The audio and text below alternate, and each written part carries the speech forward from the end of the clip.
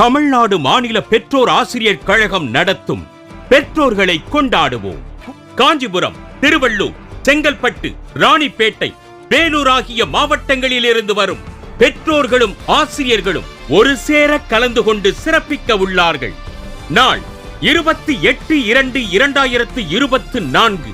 இடம் P4 oval cricket மைதானம், வண்டலூர் வாலாஜாபாத் சாலை, கரசங்கால், காஞ்சிபுரம் மாவட்டம்.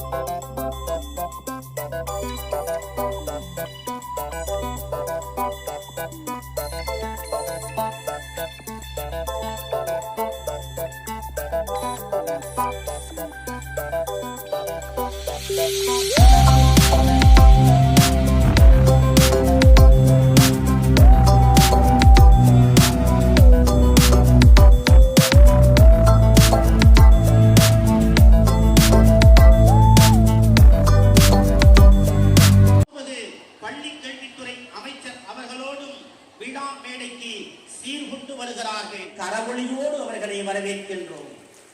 உங்கள் கரவொலி விண்ணை பிளக்கட்டும். இந்த மண் மகிழ செய்த அந்த மாமனிதரின் புகழை போற்றட்டும். பெற்றோர்களை கொண்டாடுவோம் என்னும் சிறப்பு மிகு நிகழ்ச்சிக்கு பேரறிஞர் அண்ணா பிறந்த காஞ்சிபுரம் மண்டலத்தில் நடைபெறும் மண்டல மாநாட்டிற்கு வருகை புரிந்துள்ள அமைச்சர் அனைவரையும் வணங்கி விழாவை இனிதே தொடங்குகிறோம். செயல்பாட்டை எல்லாம் உன்னிப்பாக கவனிக்கக்கூடியவர் நம்முடைய மாண்பு தமிழ்நாட்டுடைய முதலமைச்சர் அவர்கள்.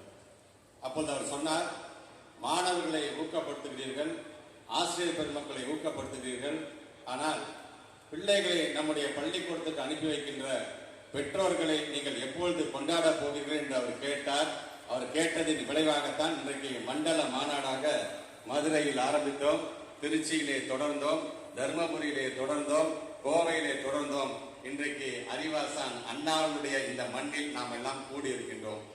ஒவ்வொரு கூட்டத்திலும் காணொளி காட்சியின் மூலமாக நமக்கான வாழ்த்துக்களை சொன்ன நமது மாண்புமிகு விளையாட்டுத்துறை அமைச்சர் அவர்கள், இது நம்முடைய அறிவாசான் பேருங்கிற அண்ணாவுடைய மண், காணொலியில சொன்னா பத்தாது, நான் நேரடியாக வந்து நம்முடைய பெற்றோர்களை கொண்டாடுகிறேன் என்று வருகை தந்திருக்கின்ற மாண்புமிகு அமைச்சர் அவர்களை நம்ம அனைவருடைய கரவொலியின் மூலமாக வருக வருக வருக என்று வரவேற்பதிலே நான் மகிழ்ச்சி அடைகின்றேன்.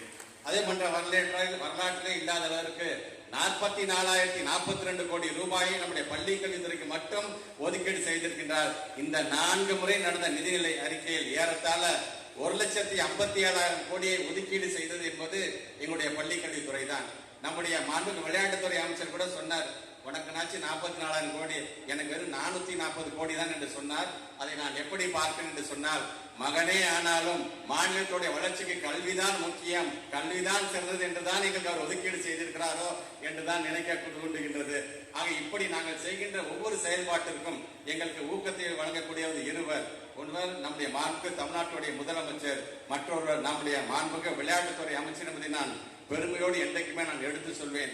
இயக்குனர்கள், இணை இயக்குனர்கள், துணை இயக்குனர்கள், சிஇஓ, டிஇஓ, பிஇஓ, தலைமை ஆசிரியர்கள், ஆசிரியர்கள் என்று அனைவருமே இன்னைக்கு பாடுபடுகிறோம். எதற்காக? அந்த மாணவ செல்வம் நல்ல மேம்பட்டு வர வேண்டும், அறிவார்ந்த சமுதாயத்தை உருவாக்க வேண்டும் என்பதற்காக இத்தனை பேரும் சேர்ந்து இன்னைக்கு ஒரு மாணவ செல்வங்களுக்காக நாம் இன்னைக்கு ஒவ்வொரு திட்டத்தையும் நாம் தீட்டிக் கொண்டிருக்கின்றோம்.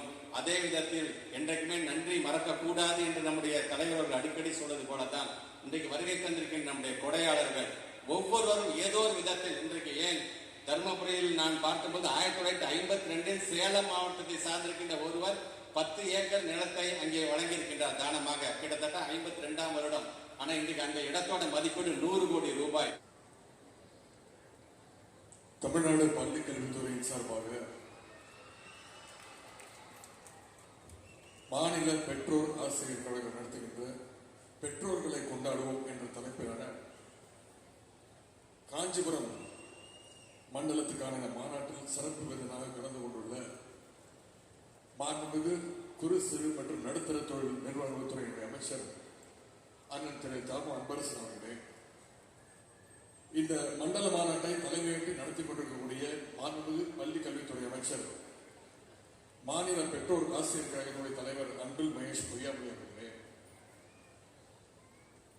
இந்த நிகழ்ச்சியில் எனக்கு பிறகு கலந்து கொண்டு இங்கே சிறப்புரையாற்றக்கூடிய திரைப்பட இயக்குனர் சகோதரர் திரு கருப்பழனியப்பன் அவர்களே,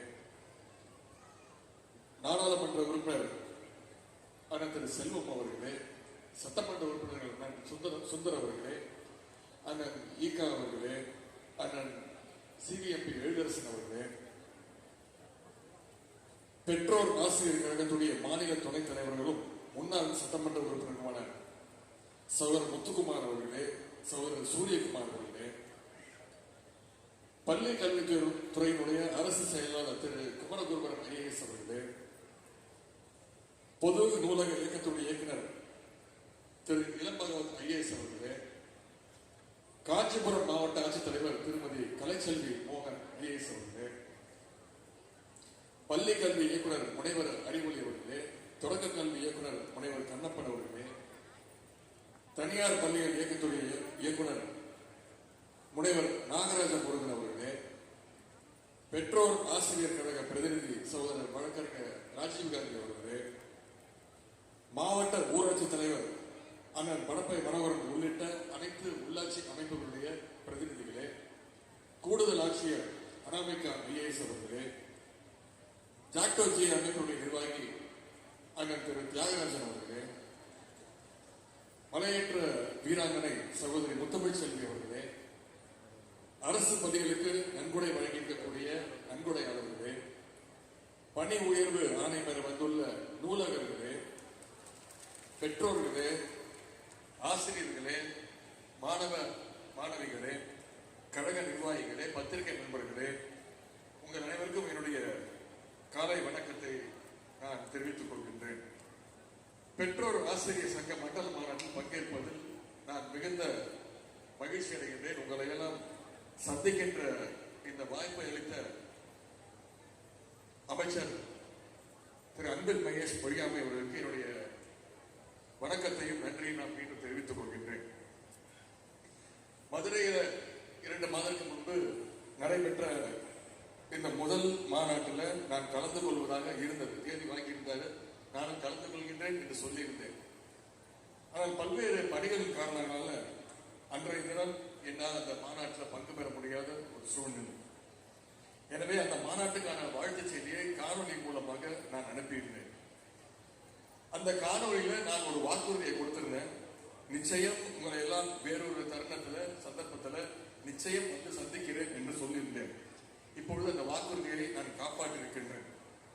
அதை நிறைவேற்றும் விதமாக இன்றைக்கு படப்பையில் நடைபெறுகின்ற இந்த 6வது பெற்றோர் ஆசிரியர் கழக மண்டல மாநாட்டில் உங்களை எல்லாம் நேரில் வந்து சந்திப்பதில் நான் மிகுந்த பெருமை அடைகின்றேன், மகிழ்ச்சி அடைகின்றேன்.